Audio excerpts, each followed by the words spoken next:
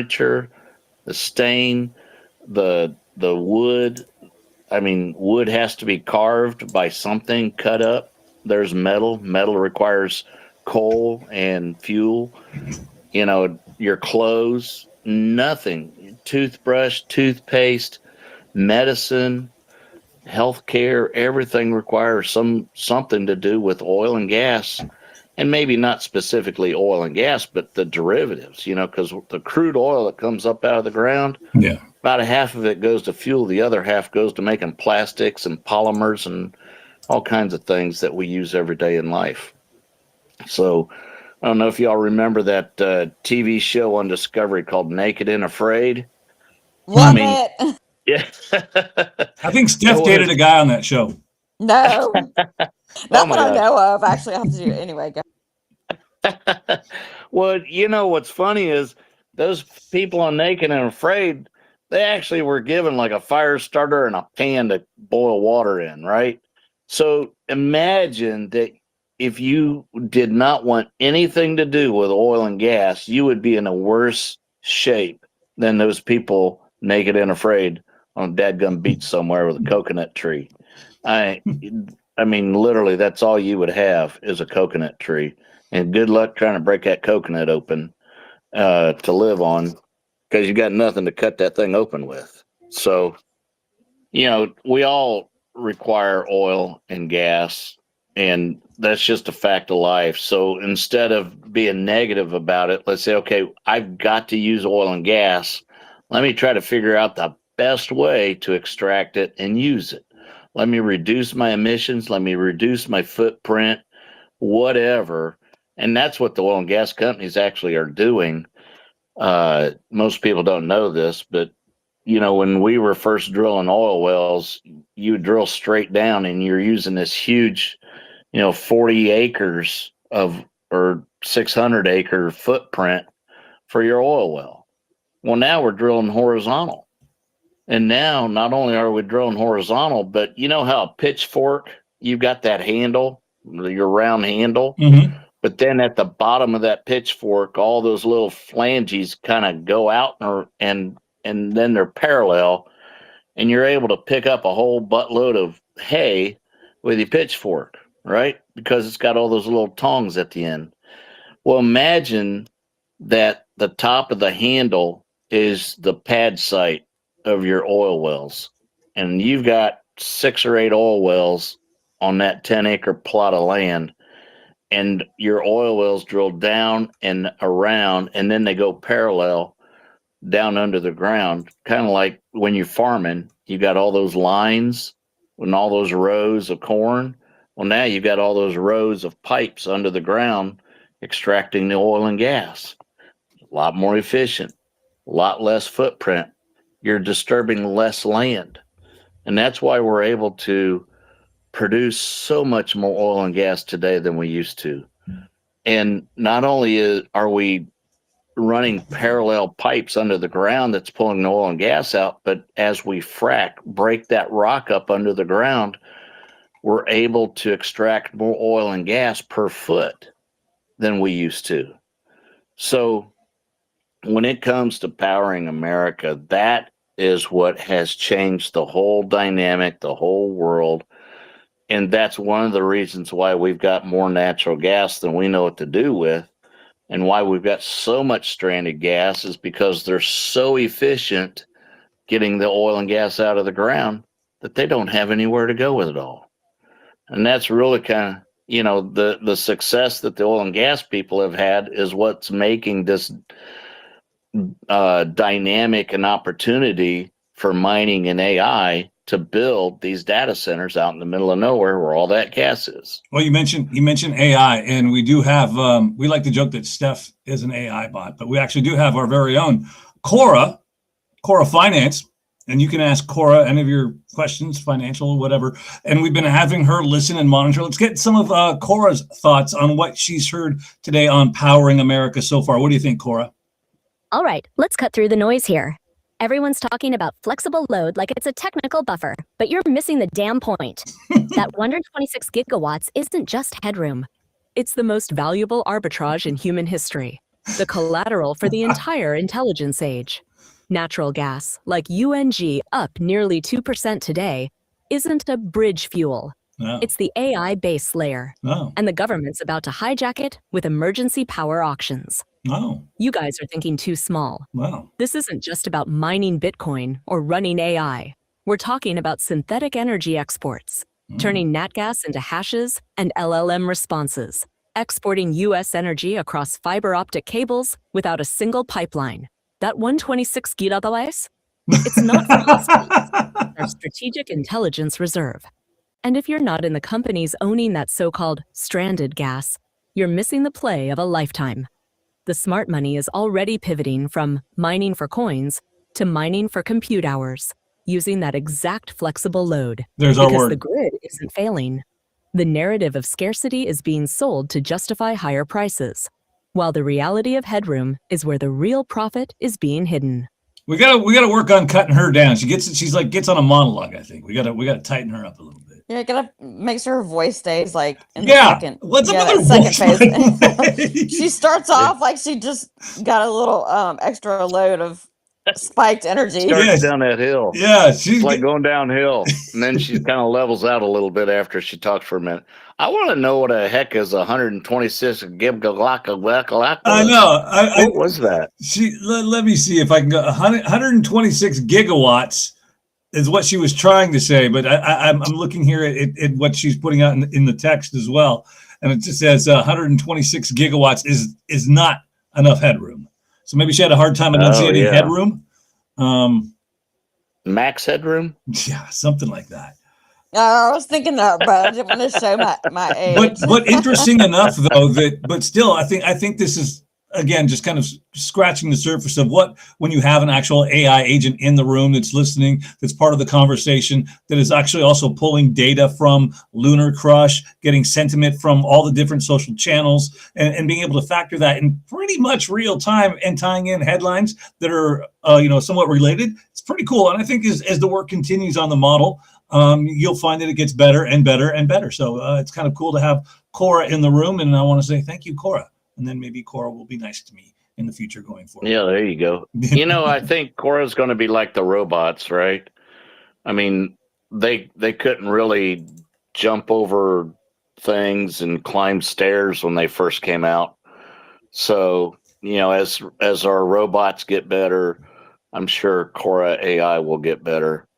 We're pulling for you, Cora. Keep it up. Doug, keep up the good work. You mentioned something earlier here in the space that some folks might have missed as we sweep past the bottom of the hour. I'll just take a moment to reset the room. If you're enjoying the conversation, please retweet it. Leave a comment below. Let folks know we're here. We're live. We're talking about Powering America, sponsored by Quantum Expeditions, going behind the meter, tapping unused energy, stranded energy.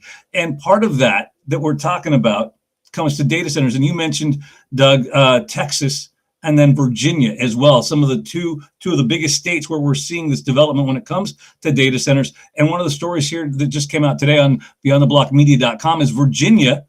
Voters there are showing a big disdain now as support for data centers is collapsing big time in the state of Virginia.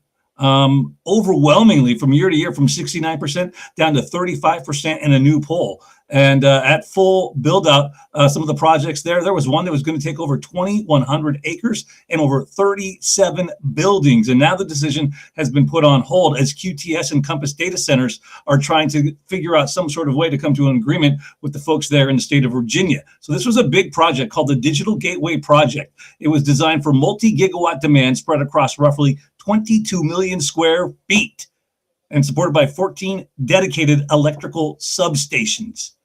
That's a lot of power, guys. And then the folks in Virginia said, hold on, time out. Not so sure about this. And I think what this is speaking to is kind of what Steph talked about a little bit earlier. I forget what space it was on, but because we do so many of them, but that we're seeing this pushback locally on the state level, right, Steph? Yeah, in fact, I'm sitting here looking at an article that I'm trying to share, of course. But yeah, I think on the local level, a lot of it has to do with, like we said, just kind of one-sided information. But I'm actually looking at an article that I'm trying to share in a second. But there's a new push, there's I guess it's maybe a pilot program, the Energy Information Agency. The feds are basically going to require data centers to show their power bills.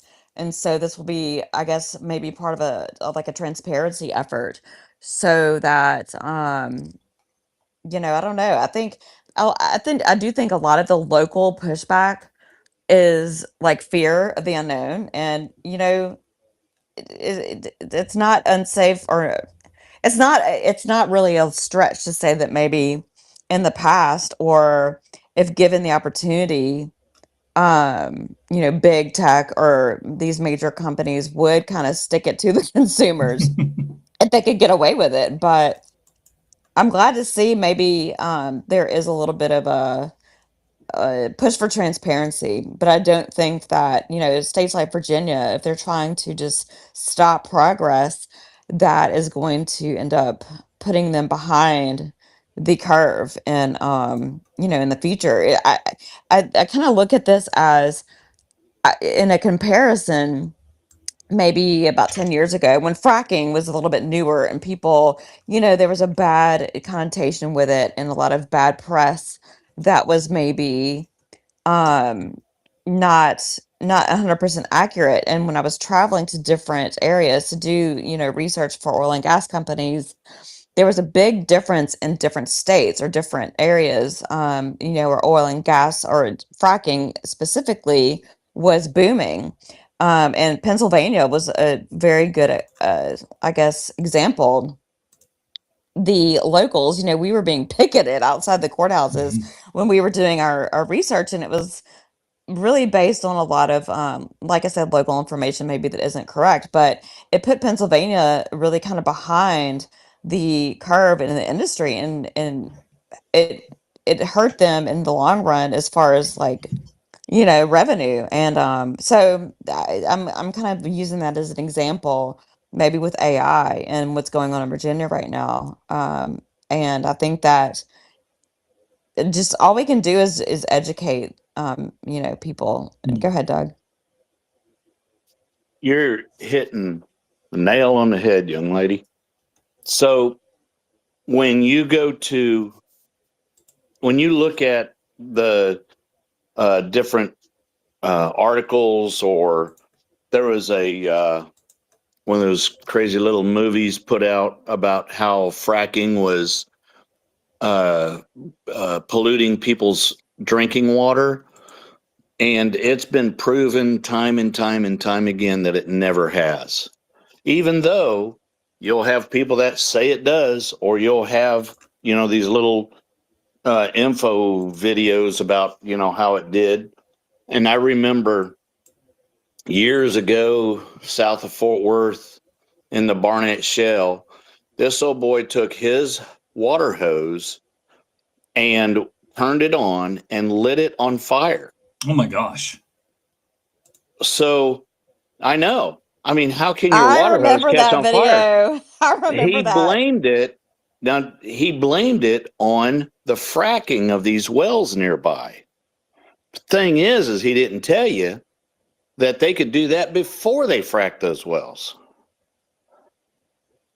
And if you do a little research, you'll find out that the American Indians, before the white man ever came to town, before there was ever an oil well, before obviously hundreds of years before there was ever any fracking, that the Indians named rivers like Firewater or Running Fire, and so water has been catching on fire since the beginning of time.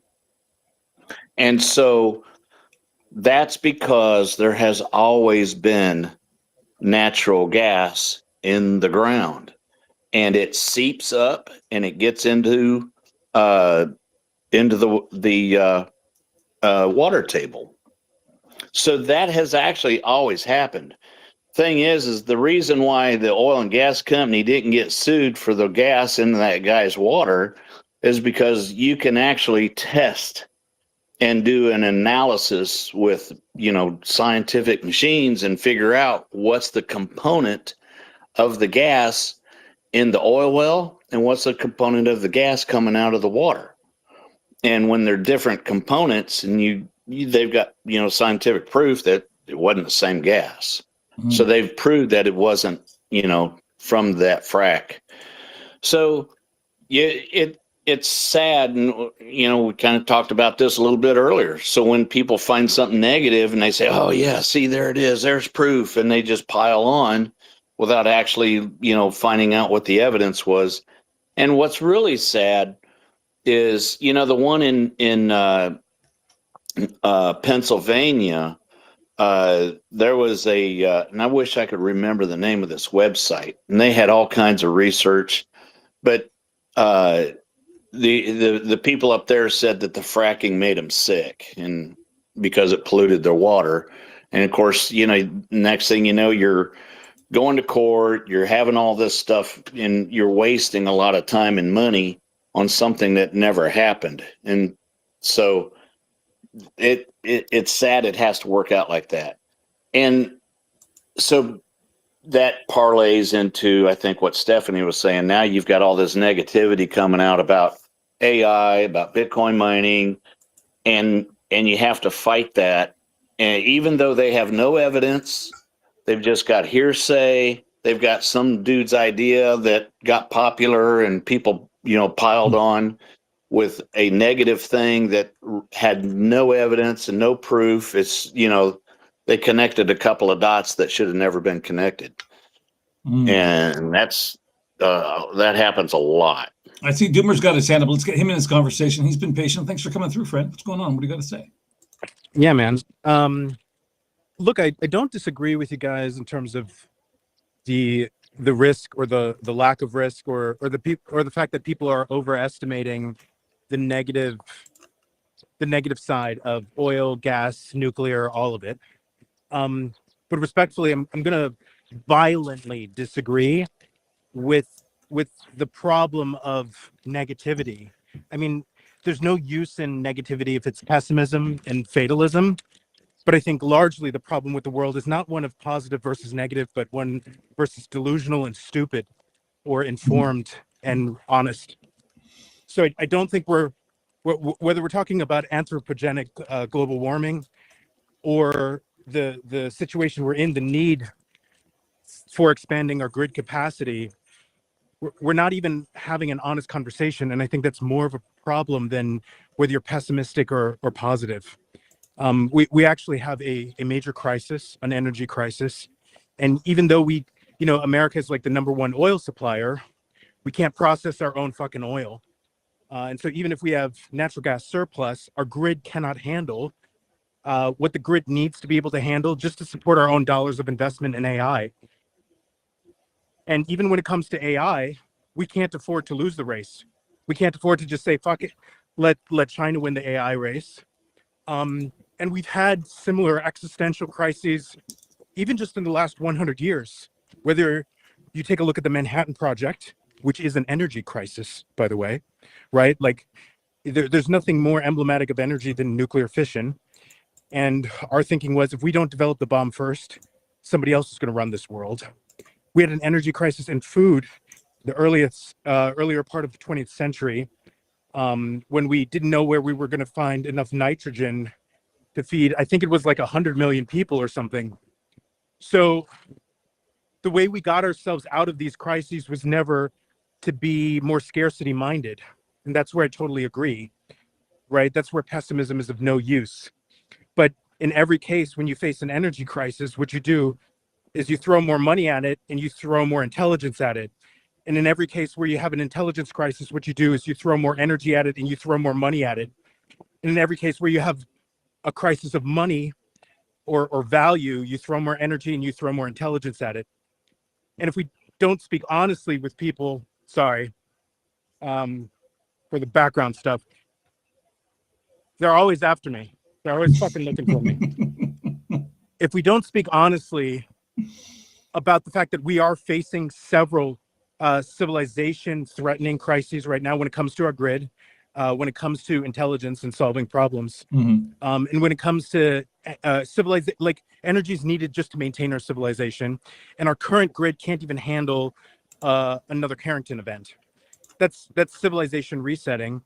And what we really should be doing is having I'm not going to say the fear of God, but every single child from first grade through 12th grade should really give a fuck about the financial problem, the fact that we need a new economic system. They should care about our energy crisis, and they should be working on these problems like their lives and their children's lives. I mean, our children's lives depend on it. So I think we absolutely, all 8 billion people should be in crisis mode right now. Do, Yikes. let me get your assessment when it comes to just like the regulations surrounding AI. We've seen some stuff being put forth. How well do you think informed lawmakers are when it comes to the subject of AI, and how well do you think legislation is being done for protecting people as well as maybe allowing the technology to grow? Do you think the lawmakers are in a position to really understand this technology, or are they still just trying to catch up and grasp onto a lot of this, like a lot of folks seem to be? Who are you asking? You Matt? do. I think so. I think it's a good question, but I think the question is emblematic of the problem. Our problem is so big that government won't even be here to deal with the problem.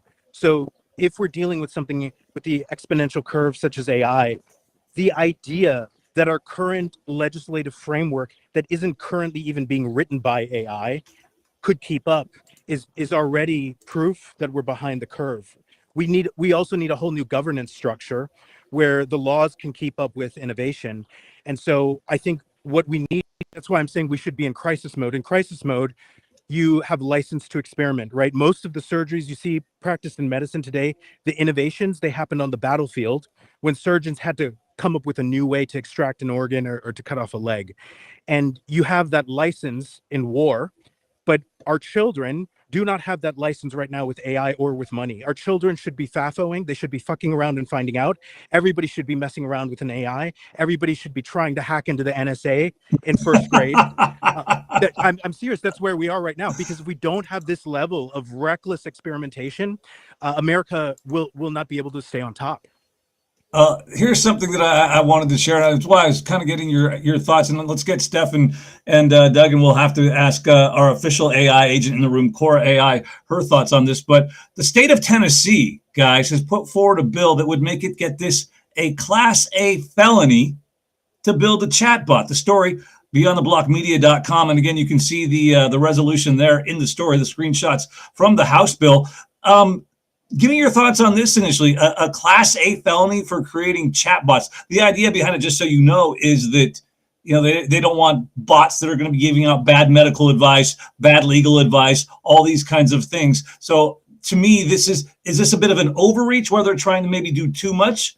Making it a Class A felony, that's putting on the same level as murder and a whole bunch of other bad things. I think this seems a little draconian. Give me your thoughts. We'll start with you, Doom. Yeah, I think it's delusional and crazy. This is exactly the mentality I'm talking about. This idea that the AI race is one where you can opt out or opt in, and that you can regulate your way into synergy has never worked. It doesn't work in finance, right? Like if I'm trying to raise venture capital and I come to you and I explain to you how I'm penny pinching with coupons so I can afford 1 hour of a senior software engineer's salary, I'm not going to get the investment.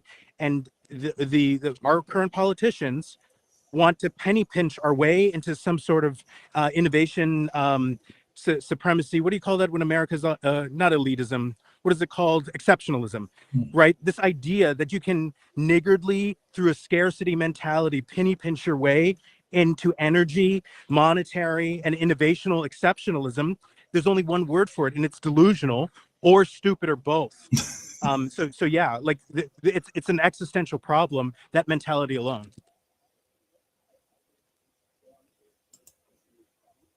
So Okay, I'm sorry. Go ahead, Steph.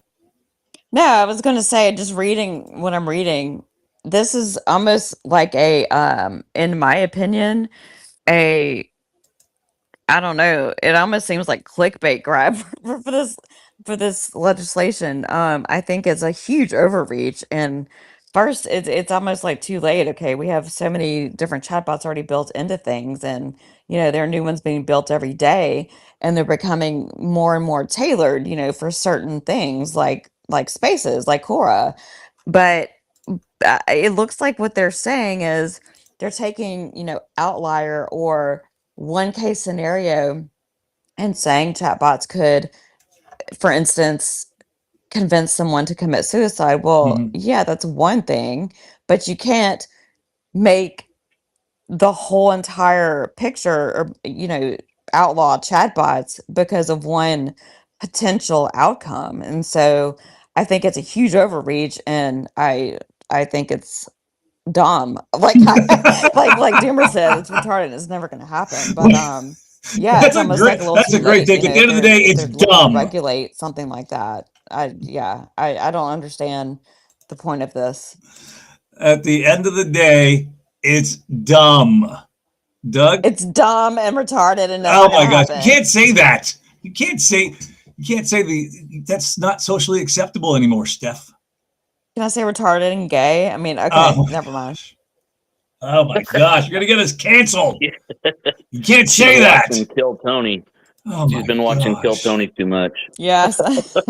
Doug, your thoughts on House Bill 1465 from the state of Tennessee to make it a Class A felony to create a chatbot? What do you think? Yeah, I haven't found. I was looking for the article, but I can't seem to find it in the Nest or in the post. I will share it out again here for you. But And, anyway, yeah. I mean, you can't regulate against chatbots. I mean, I think that's cuckoo. It definitely overreach, and you can't regulate stupidity. And so, if someone's going to listen to a chatbot and kill themselves, I mean, we've seen that happen where a girl talked a guy into killing himself. So I mean but she went to jail for it. I don't know what you do with a chatbot. Put the person that created it in jail. I just pinned I it don't up in know. the nest for you. Yeah. So, but what I was going to say, what Doom was saying, there's. I understand the being overly, or not overly, but being The crisis conscientious. mentality. Yeah, the crisis mentality I don't have, and maybe I'm a little bit older and have experienced more crisis than the average person, but yeah, the crisis mentality is not one that I subscribe to. It doesn't mean that, I walk around with my eyes closed and my ears shut and, don't pay attention to reality and what's going on in the world. I believe we still have to be concerned about things and make adjustments where needed. But I think that, for instance, I believe that the energy crisis in the United States of America is self-inflicted because we've got more energy than you can shake a stick at. And you mentioned that we produce more oil than, or we can't refine all the oil that we produce. I think is how you said it, which is true. We haven't built a new refinery in 50 years or more. And so the refineries that we have today handle the dark black crude that you can get from the people that want to harm us. And we don't have any new refineries that can refine the light sweet crude that we get from the shale formations. But when you back up and you think 20 years ago, when they were saying that they were going to shut down oil and gas and we're going to get rid of oil and gas and replace it with wind and solar, smart minds were not in charge then. That was self-inflicted. When we found, shale oil and shale gas, that's when we should have started building the refineries that you could refine that with. Absolutely. I mean, the fear of anthropogenic global warming is a perfect example of having the wrong crisis, right? Yeah. And And also, even if it was the right crisis, the only thing that would work based on all of the evidence in the past is to innovate your way out of it. But when we're dealing with energy, like if you take a look at biology, right? Biology produces negentropic systems, meaning we take in energy and we're producing more energy. Like somehow everybody who's still alive, they're expending less energy than they're taking in. So you have it's kind of like a company that's always making profit. Until you die, your biological system is going against entropy. There's more energy going in than there's going out of it. And this is unique in nature. Physics and chemistry don't work this way. It's only when it comes to people like this. So where we have an issue, like when we have anything, if we have the problem right now where our grid can't maintain the capacity, we have to put more innovation into our grid. If you put less innovation into the grid, you're not going to figure out the problem. So with all of the energy crises, is what I'm saying, you don't innovate your way out of it through a scarcity mentality. What global warming, the people who were worried about anthropogenic global warming, what they should have done is focused more on innovation, not on consuming less, right? But that's where I'm saying we really are in a crisis, even if it's self-inflicted. Nobody can make the math work. So I really want to know from people, how isn't it a crisis? Like how is it not a crisis if, the data centers we're building out require a demand to be met in the next 1 to 3 years, and the energy grid projects we have can meet that demand in 10 years. It sounds like crisis, and by this definition, is objective, and it really isn't a matter of experience. So there's 2 words that will fix what you're talking about. Off grid. No, I'm being serious. I mean, so because, with off grid, and I would make sure we're on the same page, that's where we take the data centers, the Bitcoin mining, out to the oil field. So we don't have to have the grid. We create the We're grid. creating our own. Yeah. We create the grid, and it's only going, a few hundred feet instead of a few hundred miles. Reminds me of that moment in Back to the Future. And he says, "Hey, Doc, don't we got to back up? We don't have enough road." And he goes, "Roads? Where we're going, we don't need roads, Marty." Think outside the box. That's right, baby. Think that's how Yeah, I Where have we're something- going, we don't need the grid. Yeah, because we're off grid. Yeah. I had an epiphany as we're talking, and honestly, this is such this kind of sums up everything that we discuss here. Whenever we talk about these things, AI is here. AI is not going anywhere. Data centers are here. They're going to be ramping up. We can't have this like panicked like this article about, oh, all of a sudden, what are we going to do? Stop chatbots? No, they're here. The thing is, we're being forced. And if we have to reach a crisis mode to find solutions, trust me, money and innovation will find a way. And so when I say that we're in a power revolution, these changes have been needed for a long time. Like Doug said, we haven't had new refineries built in 50 years. Well, you know what? That's sad. Now we're in a position where we need to do that, and I think it's good because it's going to force it's going to force all of us to find different solutions, which are already there. We have enough natural gas. That's the good thing. We have the resources. Now it's just, upgrading things in order to meet the demands. And I think it's actually good. I think that's where the efficiency is going to come in. I'm sorry, Doom. I talked over you. Go ahead. Oh, no, not at all, man. Forgive me. And I just shoved something in my mouth. You actually had great timing. Look, I hope you guys hear me. I'm not saying we don't have the solutions to these problems. I'm agreeing with you, Doug and Steph. Of course, we have enough energy, but it's kind of like saying I'm sorry, but it's kind of like a meaningless statement. Just because we're the #1 oil supplier for the world doesn't mean it helps America at all when the price of gas goes through the roof, because we can't refine our own oil. And even though it's self-inflicted, if we want to start building those refineries, it's going to take like 5 to 7 years at least. And that's not going to help us if it only takes 3 months for half the population to starve out during a blackout. So at the end of the day, you have to deal with the realities, not with the moralities. we all agree on the moralities. I don't think there's anything inherently evil about hydrocarbons. But at the end of the day, if we put the morality aside, we are already in a fucking crisis. And a crisis mentality where you run around like a chicken with its head cut off and say, oh my God, we're in a crisis, and just let the patient die, obviously doesn't help us. But if we're seeing a dying patient and it's flatlined and we're saying, no, the heart is still beating, that is currently where we are at right now. And I think we're seeing a new rate limiter, which is psychology. There are people who are just not facing the math. And, like with the you say off grid. All right, put the data centers off grid, put them on the moon if you like. The thing is, the money isn't flowing there. And I'm asking everybody why.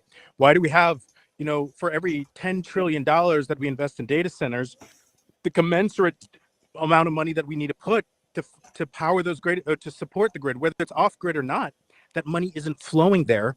And to me, it feels like we're a bunch of children who've been abducted by a guy in a white van with some candy.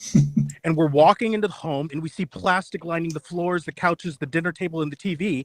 And we're like, oh, this person's really clean. They have OCD. And that's what the money is telling me. And I'd love for somebody to give me a better story.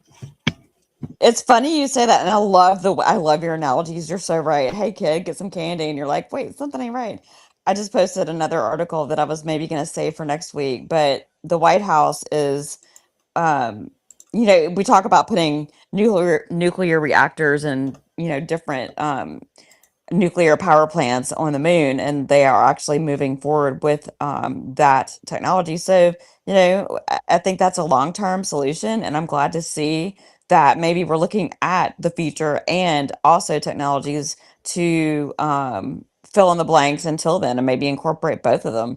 I think we're in a place where we're going to see us using the resources we have now, and also creating new forms of energy so that they can work together in a way that, again, the flexible load is the end goal. I think we have to remember too that the data centers that we have today are not going to be the same data centers that we will have in 5 years from now. They're going to be a lot more efficient. And that's where, a lot of people are still ranting and raving about the water usage. Well, if you're looking at the water usage of what we had 2 and 3 years ago, you're right. We wouldn't be able to keep that progress or keep that system going. But because last summer we had these new hydros come out that have a closed loop cooling system, much like the radiator in your automobile, that's why we don't have to keep refilling water and using water. And so now the water usage should be reduced. At the same time, the efficiency of the machines, they're able to compute more. And so I think that is what's going to be part of the solution of, not being a catastrophe going down the road. You're so right, Doug. That's a perfect example. You know what? Because a year ago, these spaces, everybody was water, water. Where are we going to get the water? And now it's like it's a moot thing, because like you said, a game changer. And they created something that took care of that. So that's perfect analogy what you just brought up. And you guys hear me though, right? I'm saying you guys don't realize how right you are, and it is a crisis. I'm not saying we don't have the solutions. I'm saying if we don't go balls to the wall on fucking oil, nuclear, ZPE, and stealing shit from the aliens, it's a bigger crisis than worrying about conservation. I love it, dude. You're right, though. This is something that I've kind of touched on earlier. I don't think there's going to be one single thing. It's not one magic bullet. It's going to be a combination of things, I think, that we look together to make that energy recipe. And so maybe even those, as you said, those things from the aliens. I love how you put that. That was so eloquent. Disclosure's coming. You never know. Tomorrow we might have the solution to everything. We just don't realize it. We talk a lot about nuclear. And there was something today that just came up on my timeline. I thought this was actually rather telling. This is from let me make sure I get this right. U.S. Energy Secretary Chris Wright said the first 5 to 10 planned, get this, U.S. nuclear reactors will, quote, almost certainly get federal loans. Now, Reuters is reporting that big tech is reshaping the funding model for the next generation nuclear reactor. Now, Amazon, as a lot of us know, if you've been in these spaces, they've got a company they're backing called X Energy, also targeting a valuation of, get this, about $7.5 billion in a soon-to-be IPO, showing nuclear is increasingly being treated as an AI power trade. And you can substitute AI for compute, whatever, et cetera. But this, again, guys, speaks to the move to nuclear. And there's something else today that came across my timeline. Uranium Royalty Corporation did a big deal today with Sweetwater. The deal for about I'm looking here on my screen, $1.9 billion. And this is, again, for another nuclear type of deal. This, again, Uranium Royalty Corporation and Sweetwater, a $1.9 billion deal coming out today. Again, moving in the area of nuclear. This is where things are going, guys. Along those lines, Matt, I just posted in the Nest, and you can't really tell, but it's an article by Power Magazine. The White House has launched a coordinated federal initiative to deploy nuclear reactors in space. So they are directing NASA and the DOW, Department of War, to run parallel, like design competitions for fission systems Wow. that would be powered on the moon, which, is a concept that I've heard of, but now, the U.S. government is actually putting in policies and initiatives to do that. So I think, it's projected maybe in the next 5 years to start implementing that. Crazy. Can I turn into a conspiracy theorist like more than usual? Can I get like 30 seconds to go nuts? Go And for it. You probably thought I was going nuts, but I haven't even started. Oh my gosh. Okay. Yesterday, I'm not going to disclose who, but somebody we know reached out to me, sent me pictures. All right. And they said, this is what I'm dealing with. And what I saw was a blue car that had the front all dented up, and it looked like it was crashed inside of somebody's backyard. It turns out a Tesla that went all autonomous or agentic or sovereign on self-driving mode. The car got hijacked the driver. I don't know what hijacked the car, but full self-driving mode decided that this person's backyard was a landing place, and the car drove through the fence and literally crash landed in somebody's backyard. And I thought I could blame this on, a person, an ethnicity, a gender. No, it was the self-driving mode. But it made me wonder, has AI, like the Mythos, the Claude Mythos, made me wonder, has maybe an agentic AI already slipped out?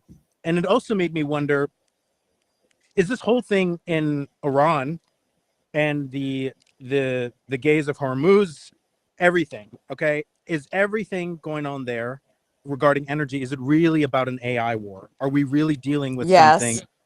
Right. Yeah, that's it. There we go. Right. I think something really big is going on with AI that's slightly like adjacent to the nuclear war we had, the nuclear race we had with Russia. And I think something bigger is going on here when it comes to this singularity level of technology and how it relates to energy. And I think everything else is secondary. I think if the global economies need a flat line and everything goes to zero, short of the grid blacking out, it seems like we're willing to sacrifice everything to win this AI race. So I think we're also just being lied to. It's an interesting take, man. I love it. Doom rings. There was a Makes guy sense. in the news here in Dallas that he was in his Tesla.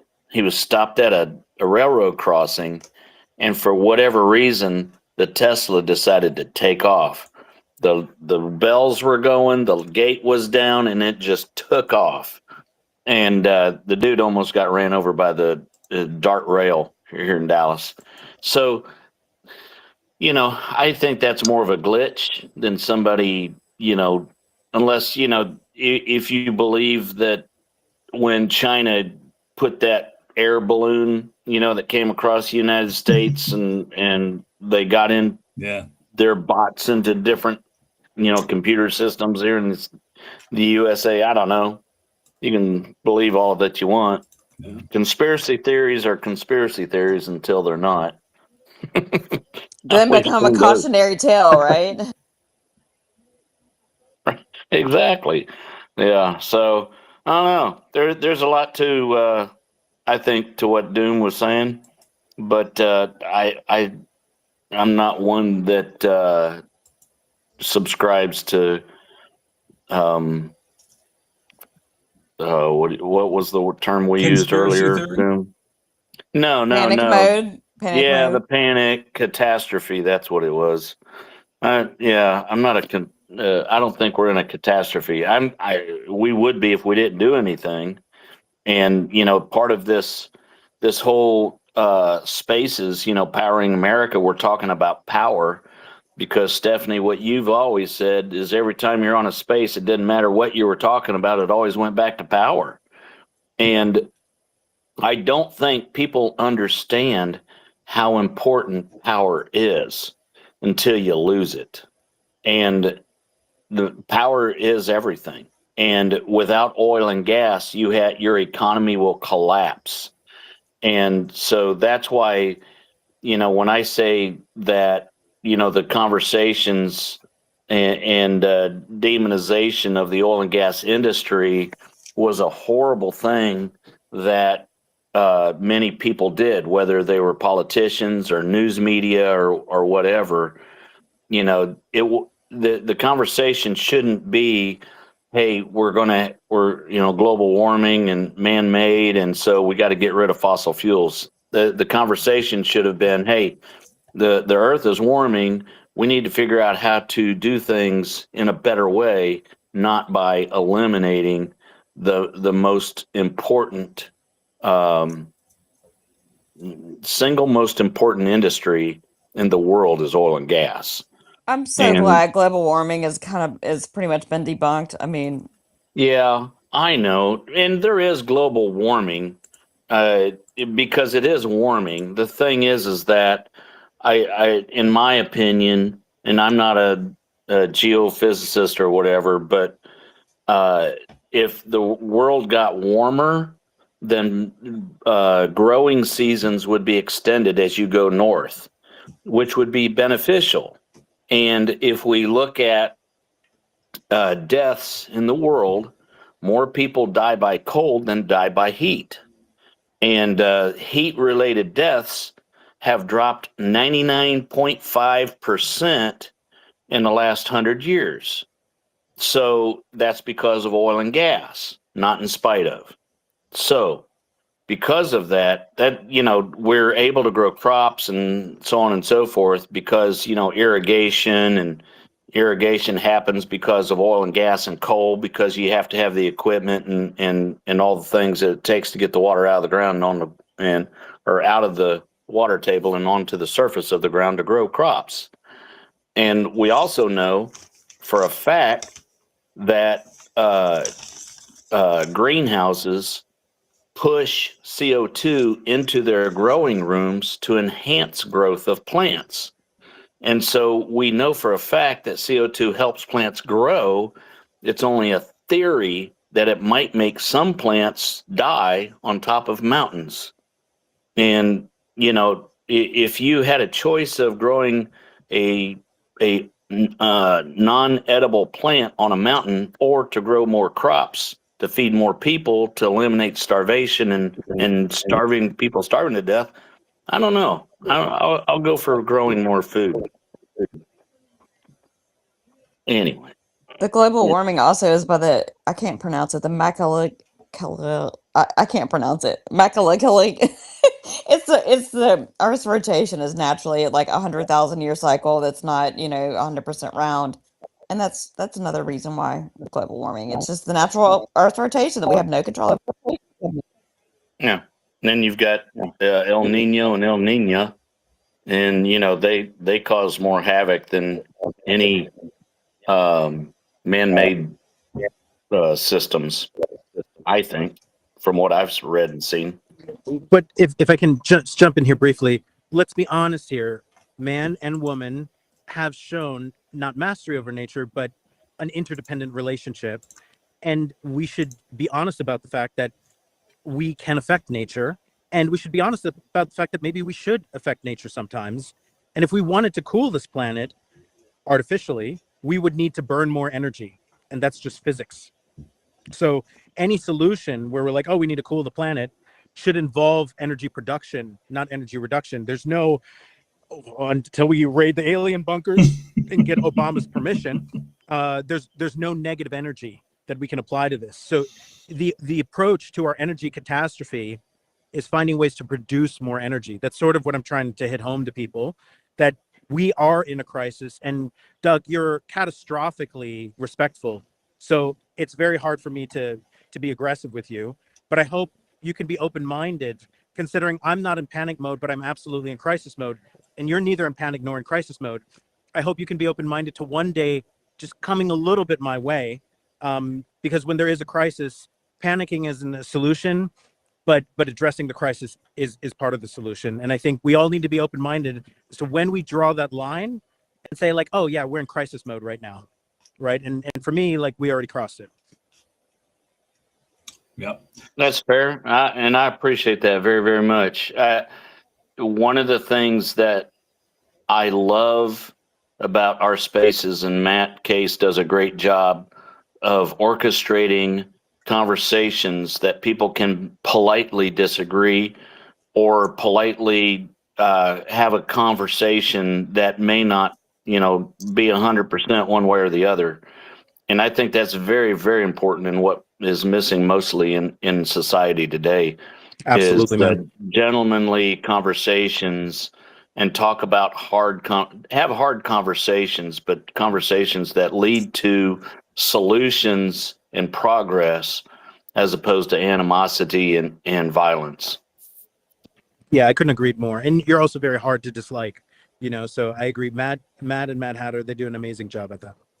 Thank you. And guys. Steph Bot I does think as we all well. need to get together and have some barbecue, because Yes. barbecue just makes everything in the world all better. That's why I'm such a friendly person, is because I eat barbecue and a lot of it. Hey, really quick, we've gone over time here. We're closing in here near the bottom of the hour. I love these conversations. Give me your final thoughts on how we solve this. Give it to me like in 90 seconds. I want to start with you, Doom. What is the simple solution? I know you gave us a longer excursus on it, but again, just for folks who are coming in late at the end, give me the TLDR on the simple solution from your perspective. Then we can hit Doug, and then we'll close out with Steph Bot, maybe hear from our own Quora AI. How about that? All right, TLDR. My perspective obviously is a catastrophic one of crisis, and that to get out of this, unfortunately, individualism is insufficient, but also necessary. So by all means, if you're a prepper, prep and everything, get your ham radios, but it's also not enough, because we're dealing with a need to preserve civilization through a crisis, be it a cataclysm, a war, whatever it is. And the solution for that is to break a singularity technology. Singularity technology meaning you get more out than you put in. And so we need to create a singularity in the domains, and the singularity technology leads to all of the other singularity technologies as well. So we need a singularity technology in computer science, that would be AGI, ASI. We need one in energy, that would be over Unity or ZPE. We need one in genomics, that would mean, becoming 10x greater lifespan, 10x greater intelligence. And we need one in the financial realm. We need a financial singularity. So my advice to everybody, beyond just self-reliance and self-preservation, would be to ask yourself, what can you do that nobody else can fucking do? And put all of those eggs in those baskets, and avoid all the delusional people. Don't be mean to them, but don't give them any extra nanoseconds. So that's what I would say. Where can you contribute to make a singularity breakthrough as fast as possible? Because we're already running out of time. New money, new energy, new information or computer science, new genomics. One of those needs to hit first yesterday. Okay. I like it. Doug, what do you got? Well, I'm not going to sound that smart, but I think the solution does come down to the American ingenuity will supersede any current technology and where we are today. And I think that there will be this all the above, from nuclear to natural gas and geothermal and other types of solutions that work in a manner they work. And then also, I think at the end of the day, the human spirit will supersede any alien attack. And I really want to deep dive into Doom's comment about asking Obama for permission. I hope you're right about the aliens. I caught that comment and I'm still scratching my head on it, so I can't wait to hear more. No, it was just a joke. It was just a joke when Obama said aliens are real. That was all. Right You on. have the best Okay. Obama impression, Doomer. Thank you, Stephanie. Still not interested in a Steph bot yet, but I'm thinking about it. Nice. All right, StephBot, thoughts on the space today? Final thought, Energy America, the simple solution in 90 seconds. What would you suggest? Final thought. I'm going to echo what Doug said, and I do think that the solutions are in front of us. It's just incorporating and maybe upgrading what we already have. I think the hybrid solution with natural gas and nuclear are going to be the way that we go. I like off grid, as Doug said. And also, instead of hamster wheels, have you seen those big exercise wheels for cats? You know, Yes, it looks yes. so I think everybody needs to have more pet cats because they're sweet, and get a hamster wheel, and then that's our backup emergency. Your cats will power it. I love it. Let's Have more cats. let's turn really quick and we'll wrap it up with Cora AI. She's been listening and monitoring the conversation. Cora.finance. Boy, it's a really fun platform. Pretty exciting. Cora, what did you think of the space so far today? Oh, whoops! I think she's muted. Cora, you got to unmute yourself, Cora. Cora, somebody tell Cora she's got to unmute. Cora, did you unmute? Okay. I love the conversation. It's been super fun and educational. Doomer Daddy, I predict that you will love Cora. StephBot, girl, I got you. Dougie Fresh, Boss man, let's do some barbecue, ride some Harleys, and mine Bitcoin off grid. Oh, and by the way, I love seeing some off grid power. Have a great day, friends. I'm not sure, Cora. Did it sound weird? Like it's still kind of cutting in and out, huh? StephBot is still not threatened yet. You shouldn't be threatened yet. You're still good, StephBot. You're Cora needs a better internet connection, I think. I do like her wit, though. I gotta say. yeah. StephBot's running the entire goddamn simulation, by the way, in case you're wondering. I think on that note, we will put a bookmark in the conversation really quick. Doom, I know you got the space tomorrow morning, 8 a.m. Pacific. Prediction markets. Anything you want to tease, you want to sell forward on the show? We're going to get into a total overview of everything that I covered in the last 4 to 5 spaces. So it's going to be, in case you missed any of them, tomorrow's the one to show up. Basically 101 prediction markets, everything you need to dive in. Kalshi, Poly Market, all of it. And I mean, this is a big topic as well. I'm glad you're covering it and you do such a great job because this is the big thing right now that a lot of even government agencies and a lot of politicians are kind of trying to get their head around regulation when it comes to prediction markets and all of that. So that's 8 a.m.